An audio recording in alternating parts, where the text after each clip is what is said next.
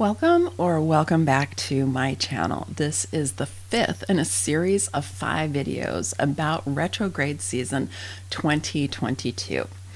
If you have not had a chance to go and watch at least the first one, which is about Pluto, because I lay some foundational material in that video, you can go and check out the whole playlist here.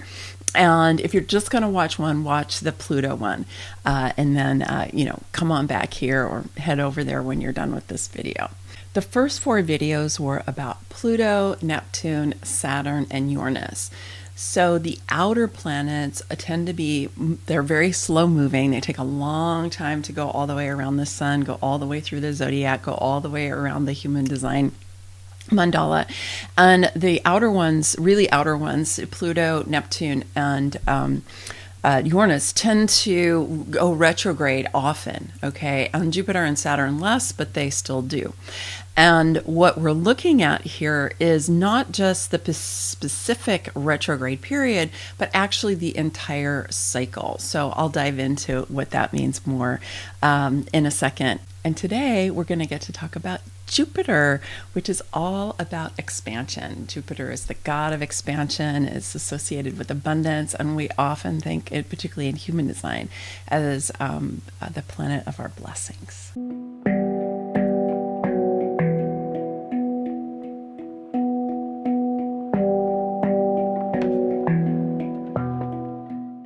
So Jupiter is huge, okay?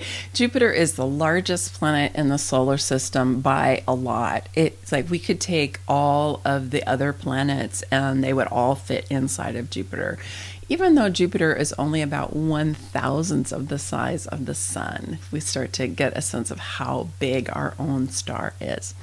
The orbit of Jupiter is about 12 years. And as I said a moment ago, it's really associated with abundance, blessings, wealth. And really what Jupiter does is expand whatever. And so Jupiter can also be prone to excess, can be a bit hedonistic, especially when it comes to food or wine, indulgences that we have. And so we want to make sure that we're balanced in how we're receiving our Jupiter and working with Jupiter so that we don't go over too much, because we want to make sure that we have some moderation in the areas and the themes that Jupiter is also showing to us. That generally we think of Jupiter as being a very beneficial energy that is just bringing us more and expanding and bringing us more abundance. If we take a look at Jupiter's retrograde period, we'll see that it started on July 29th when it retrograded in the gate 17, which is the gate of opinions in traditional human design and the gate of anticipation in quantum human design. And then it's going to retrograde on September 26th back into the gate 25, which is the love of spirit or spirit. And then it's going to go direct in the gate 25 on November 24th. So that's its 4-month retrograde period during 2022. If we kind of go back and look at what is Jupiter's cycle through these 2 gates, the 25 and the 17, we see that it's a much longer 10-month cycle. So it's not as long as, for example, in the one that I just did on Uranus, that was a 26-month cycle, right? Uranus is much farther out, takes 26 months. This is a 10-month cycle, so it's shorter. Let's take a look at the entire cycle. So Jupiter moved into the gate 25 on May 2nd of this year. And then moving forward, it moved into the gate 17 on June 2nd. And then on the 29th of July, it retrograded. It's still in the gate 17. Then at the end of September, on the 26th, it's going to retrograde back into the 25. So it's going back over that same terrain that it covered. Then on the 4th, it's going to turn around and go direct in the gate 25. Then on January 20th of next year, it's going to go direct into the gate 17. And on February 18th, it's going to pop out of this cycle into the gate 21. So you can see that this is a 10-month cycle of where Jupiter is entering the 25, going into the 17, going back, moving forward, moving forward. And so what this means for us is that Jupiter is really saying, take a look, take another look, go in even deeper to these themes than maybe you did when we were just moving through it forward. In the previous videos on Pluto and on Uranus, we really looked at individual circuitry that was being lit up by these planets. Here we've got one gate in individual circuitry. The gate 25 is in the centering circuit, which runs through the G center. And then the gate 17 is in the logic circuit or the pattern circuit in quantum human design.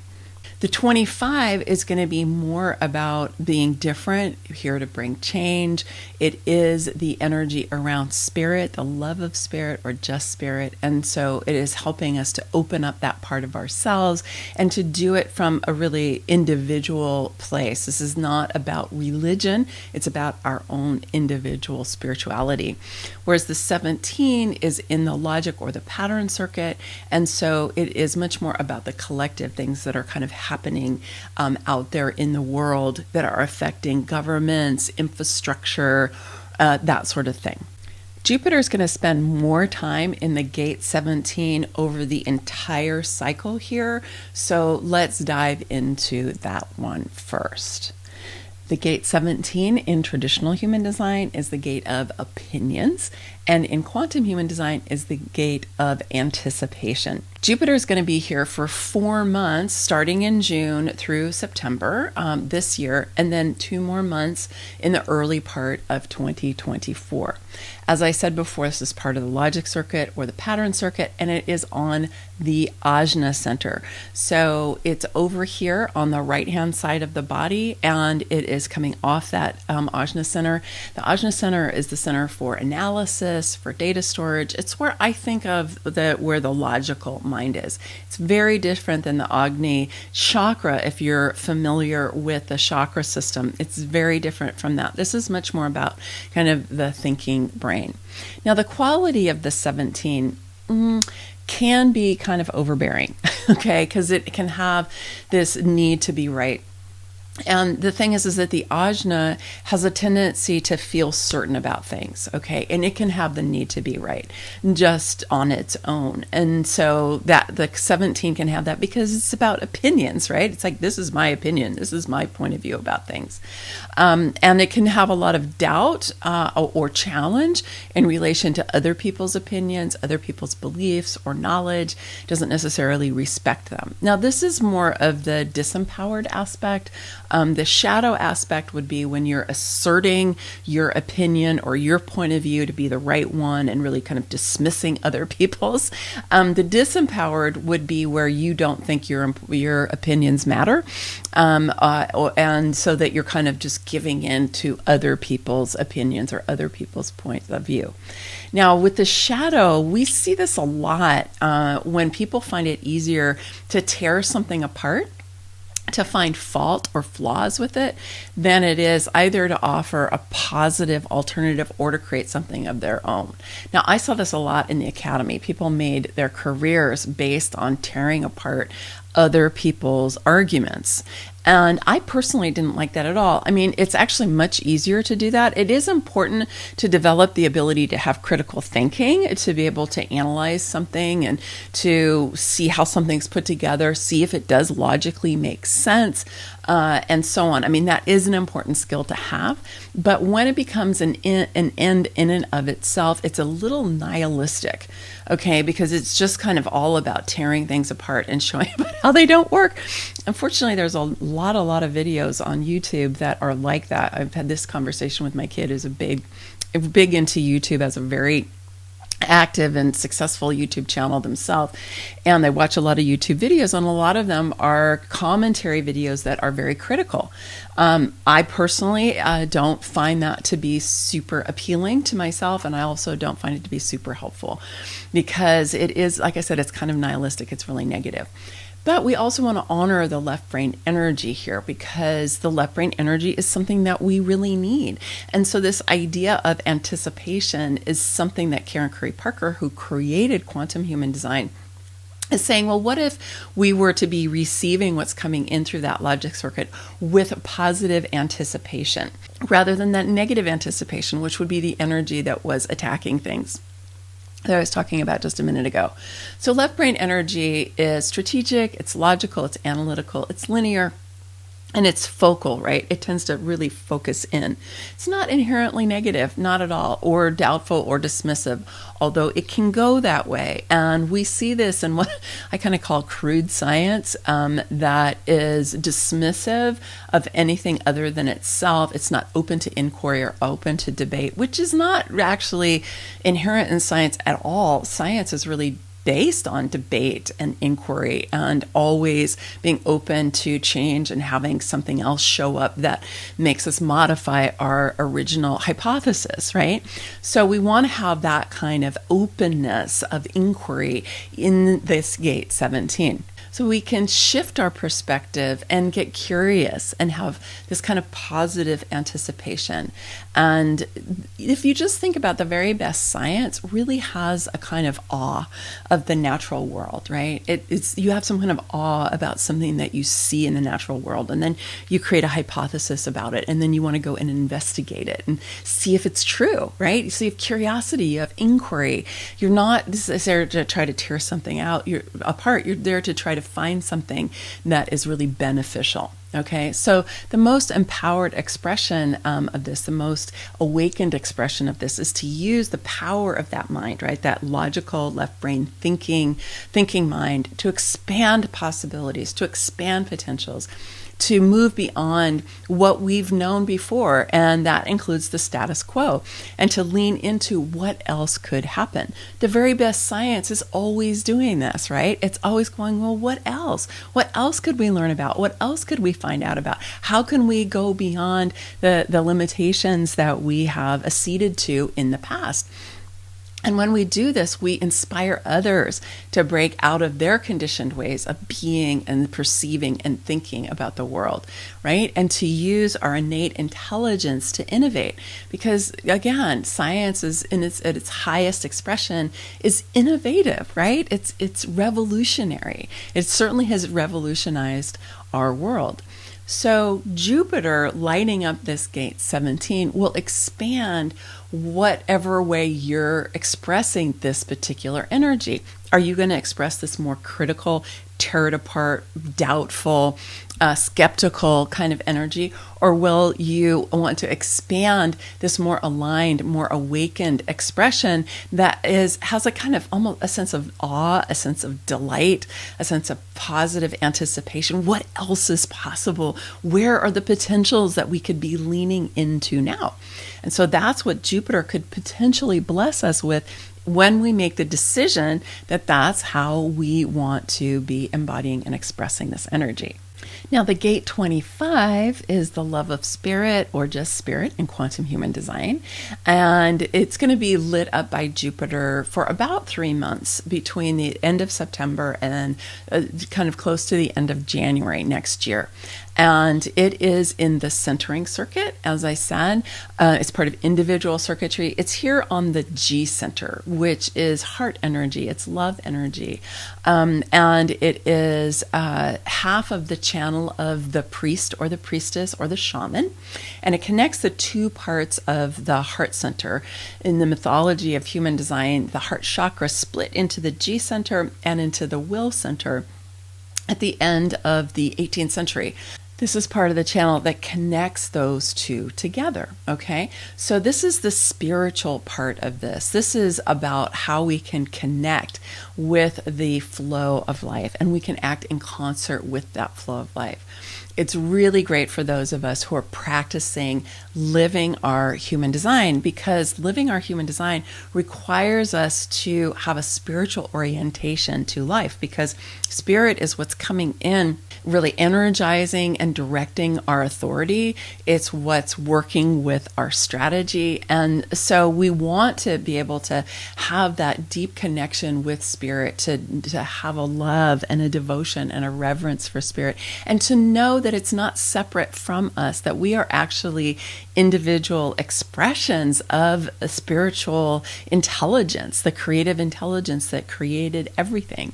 And we are a part of that. So this is very different than a kind of left brain logical energy that the 17 is, but they can be aligned with each other in their kind of awe of life and awe of the natural world and awe of the creative intelligence of the universe. So Jupiter can help to expand our expression of spirit and our experience of spirit so that we can live more aligned with our own inner being, that we can trust our intuition, we can trust our inner authority, whatever that is for you in human design, and you can trust that the universe has your back and is acting in your best interest.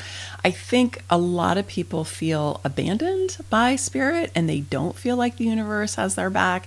And so Jupiter is going to be giving us this opportunity to be really leaning into and expanding our opportunity to live from our heart energy, to experience more compassion, more gratitude, to have an attitude of benevolence towards other people, towards the natural world, to really all of life. And one of the questions you can ask yourself is, what would love do in this situation, right? How would our lives be if love was at the center of all of our choices? As one of my friends, Shiloh Sophia McLeod, likes to say, what would happen if love was at the center of all of our choices?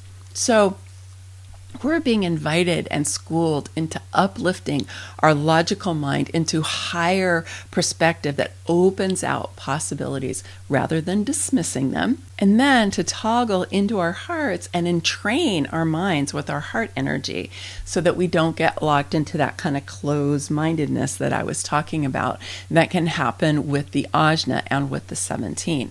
So this entrainment between the heart and the mind is very important. We create heart coherence in this way. When we do this, we feel more whole, we feel more capable, we're more stable because the heart and the mind are working together. A lot of times we feel like the heart is leading us one direction and the mind is leading us in another direction.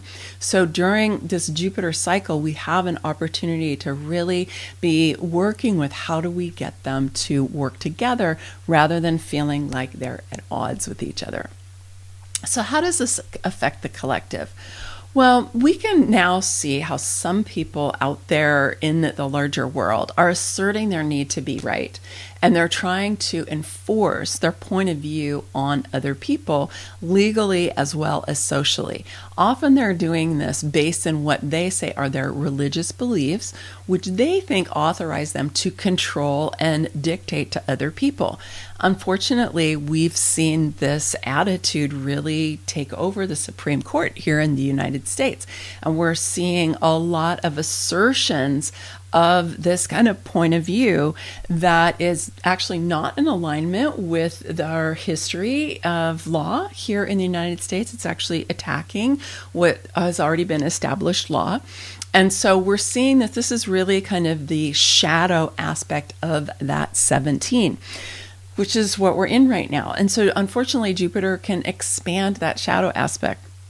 So what we want to be able to do is to shift that so that we're out of this power over strategy, which really characterizes authoritarianism, and to step out of manipulating and trying to control other people, and instead be able to have, like I said, this kind of openness to receive and to entertain possibilities, to be able to receive different points of view, to allow a multiplicity of points of view to exist at the same time, and so on. And then to be able to move into our heart energy and to come from this deep place of being rooted in spirituality. Okay, this is not religion. Again, this is individual circuitry, which is not religious. Individual circuitry is not particularly religious. It's more spiritual. Religion is something that is more in collective circuitry, right? And it is more infrastructure in some ways, right? It's a more of an institution that we fit into. Other people give us the rules and the laws. Whereas with spirituality, this is something that is much more mystical, right? It's our direct connection to source. It's not something where we need an intermediary or we need a book to tell us how to do it, or we need to have some tradition that's going to guide us necessarily. We can have our own relationship, and that's what the love of spirit is providing for us. And so we want to really foster and expand that possibility while Jupiter is lighting up this gate 25.